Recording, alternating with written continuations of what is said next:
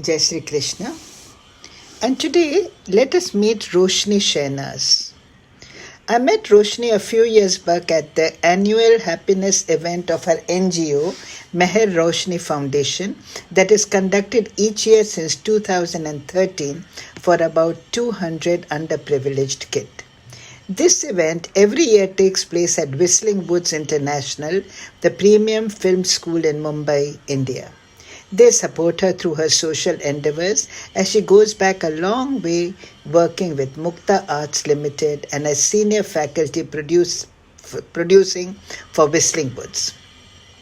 I went to this event with my dear friend Maya Shahani, the chairperson of Sage Foundation, who had sponsored school shoes as one of the gifts for the children that Roshni's foundation gives them every event.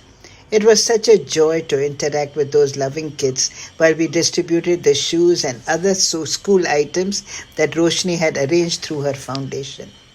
Then I met Roshni at Maya's Bandra Institute office where we had a meeting and shared views of our pet projects. Ever since then, Roshni and I connected at a different level due to our common spiritual bent. And I also invited her to conduct 2 beautiful meditation and spiritual talk sessions with my regular group of the Gita class and the Sakhis, and also on one of my Zoom classes. She conducted a session on leap of faith as it is deeply connected to her own life. Do stay and listen to that part of her life. It will infuse you with faith. But now, I shall share an introduction about Roshni Shehnaz. What does Roshni Shehnaz do? Roshni Shehnaz empowers, enables, and inspires lives through her healing guidance and transformational work. She is a globally eminent spiritual medium, therapist, well-being coach, happiness mentor, and a young social entrepreneur, founder of Holistic Wellbeing Private Limited and Meher Roshni Foundation.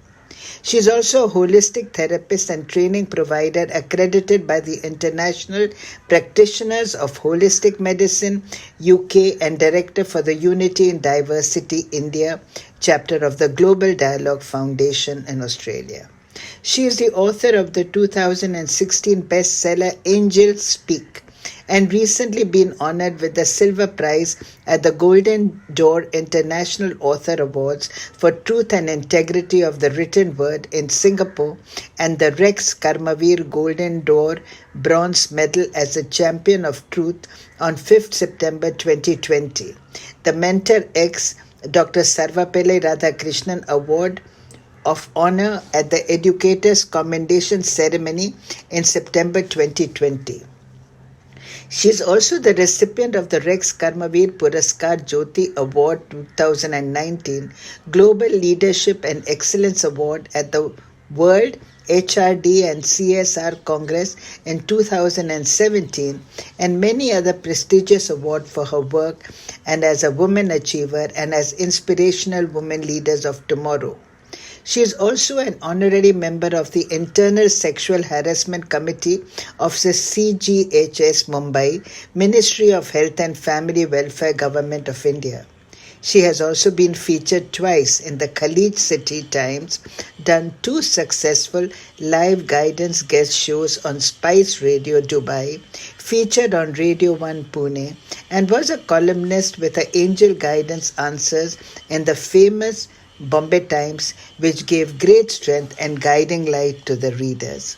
Since 2010, she now travels globally to enthuse fellow humans and awakening destinies with her work through professional sessions, corporate and institutional seminars, talks, and group individual programs, and mentoring sessions on leadership, inclusiveness, mindfulness, happiness, women empowerment, and life integration. Her work assists every individual to recognize their own divine potential and that of others through the path of achieving spiritual freedom. She propels transformation through her individual and collaborative strengths with other acclaimed global alliances and affiliations to awaken truth, propel equality and oneness, and make this world a happy planet. I'm sure you, my audience, is eager to meet her.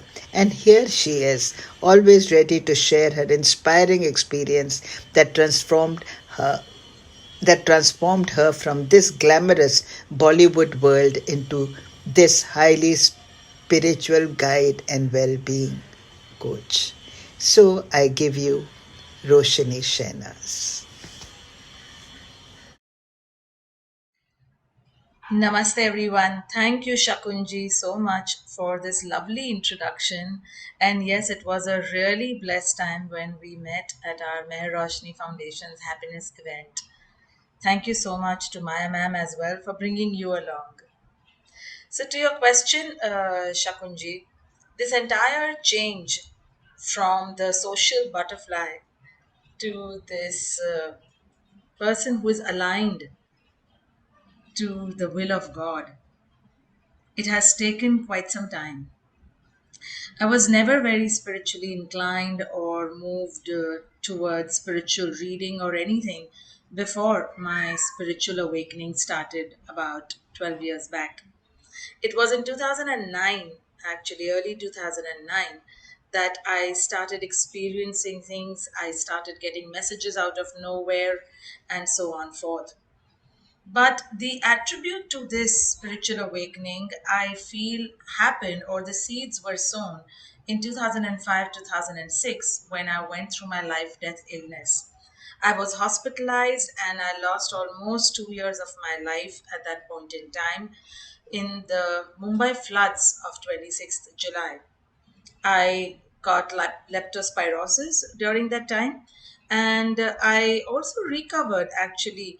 And then after about a month, month and a half on Ganesh Chaturthi in 2005, I got a relapse. That relapse went into a different kind of offshoot, and I was made into a medical guinea pig in one of the big hospitals in Mumbai and went through a whole lot of wrong medication, including about 256 tests that were done on me during those months when I was in the hospital, which also had the bone marrow biopsy, which had the spinal cord puncture done on me twice. Time went by, and then when my friends realized that I was being pumped with wrong medication and so on, I was shifted to another hospital, and that's where my recovery started.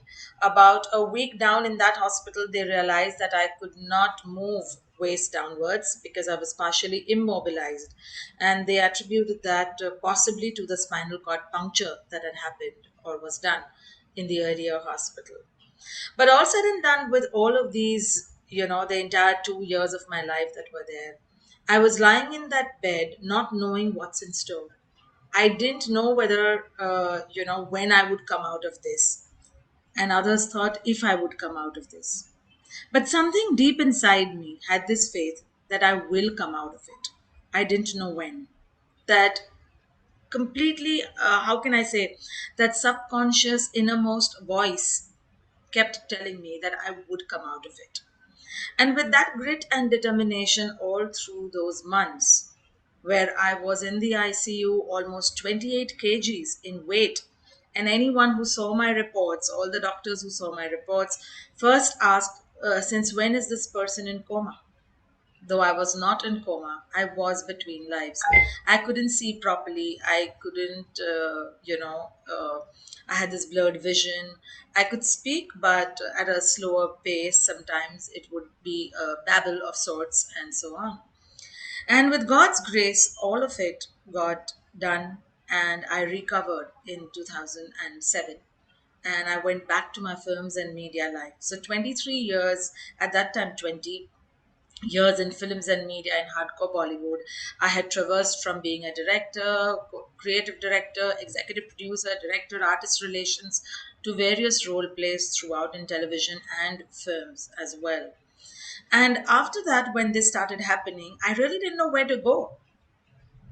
Holding on to that faith, and at that time, since childhood, I was extremely connected and affiliated with Ganpati Baba. I still am extremely connected to the form of Ganesha. But Ganesha was never God as such to me. Ganesha was my best friend, my God, my mother, father, brother, and everything where I could just relay my heart, I could speak out my heart. And I would keep asking Ganpati Baba, what are these messages? Where are they coming from? What is happening to me? And for some time, I thought that maybe it is the side effects of the medicines of sorts. But the faith or the conviction in God's plan helped me surrender more and more. The more I acknowledged and gave gratitude to what was opening up, it opened up further. It gave me more strength. And at one point in time, it asked me to leave my job. It was difficult because at that time, it wasn't that my father had lots of money behind. I didn't have a rich husband to give me lots of money. And I was in about 98 lakhs of debt, almost 1 crore of debt through my medical debts and my home loan that was ongoing at that time. So I had to sell off my house to pay off those debts because otherwise there was no way I could get that money off my back. So I was in midst of closing a relationship, selling off my house, having an 85-year-old father, and in the thick of all of this, I was guided to leave my job. I did that one fine May morning in 2010, and I completely left my job and went on to hear and listen to God's voice more and more each day till I was guided to help the world with those gifts that God had opened up, that God had surfaced, the latent dormant gifts that are there in all of us. In each life, according to our sanskaras, we decide whether to open them up, whether to activate them, or to leave them so. In this life, I'm thankful to God, I'm thankful to Meher Baba for bringing me to his feet and helping me be an instrument of divine love and light. I thank you for giving me this opportunity to reach out to more hearts. And all I can say is hold on to God's hand, hold on to that conviction that He knows the best. There is and there will never be any other reality but God. So let's love and live God in our daily lives. Let's think, speak, and do everything that will please God and help our fellow beings to invoke that, ignite that flame, ignite that light, that latent power that is lying within all of us. Thank you so much for making me join this lovely interview session, Shakunji. And you are doing a brilliant job with all your YouTube videos. And I'm so happy and I'm so blessed to have you in my life and so many of you through Women's Movement for Peace and Prosperity. Thank you so much. Namaste. Jai Baba to everyone.